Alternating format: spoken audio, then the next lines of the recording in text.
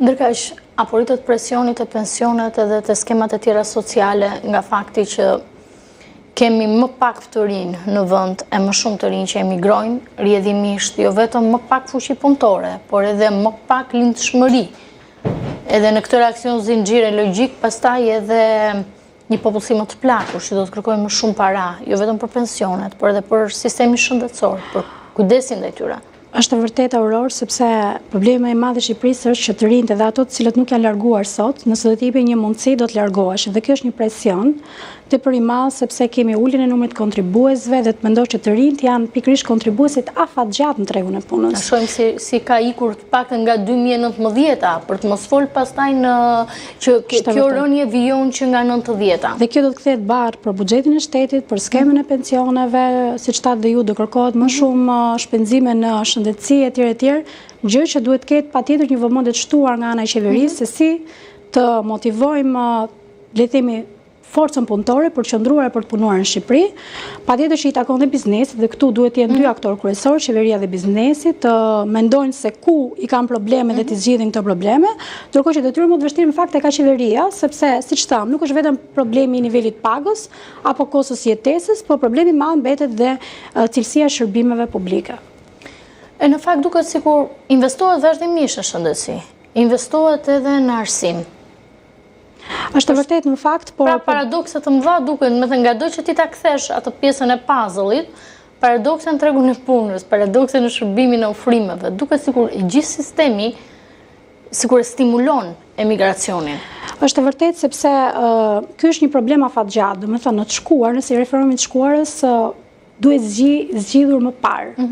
Dhe ka momenti që tashmë ka dhënë gjithë efektet negative dhe nuk ishte momenti tani më të zgjidhi, sepse si puna e saj gabim dhe i ka dhënë efekte negative. Është shumë e vështirë ta ndryshosh edhe qasjen dhe mentalitetin e shqiptarëve. Sot për shembull kemi të huaj që vinë jetojnë në Shqipëri, pëlqen, bëjnë biznes, punojnë etj. Ndërkohë që shqiptarët nëse do të kenë probleme shqiptarët, ndërkohë që kanë ndoshta ata e kanë më të lehtë sepse letemi kanë arritur një nivel caktuar mirëqënieje, sa çka përballimi pasaj nivelit jetesës në Shqipëri dhe rritjes pagave për ta bëhet më përballueshëm, ndërkohë që ne duket sikur e nisim si konsumator dhe qytetar të dizavantazhuar në këtë garë, nëse mund të shprehim. Është dhe kjo, në fakt, një element shumë domethënës, sepse kjo është primare, por kemi edhe një diçka tjetër, që ne kemi edhe largim të profesionistëve të lirë që mund të bëjnë një jetë shumë të mirë në Shqipëri, por përsëri largohen. Dhe justifikimi pse ato largohen është që në vendet të Bashkimit Evropian ato kanë cilësi shërbimesh më të larta.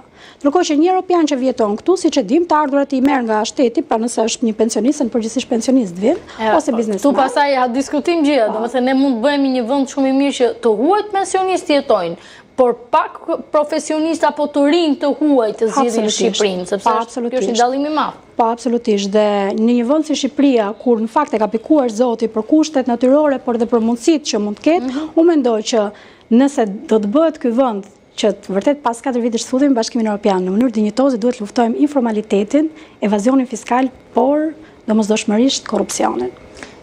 Si e ke parë aksionet atime për të luftuar informalitetin, në nisi me sektorin e ndërtimit, ka evidentuar sektorë të tjerë që nga turizmi, te bujqësia, po mund të jetë një start? Patjetër që mund të jetë një start, por është e vonuar.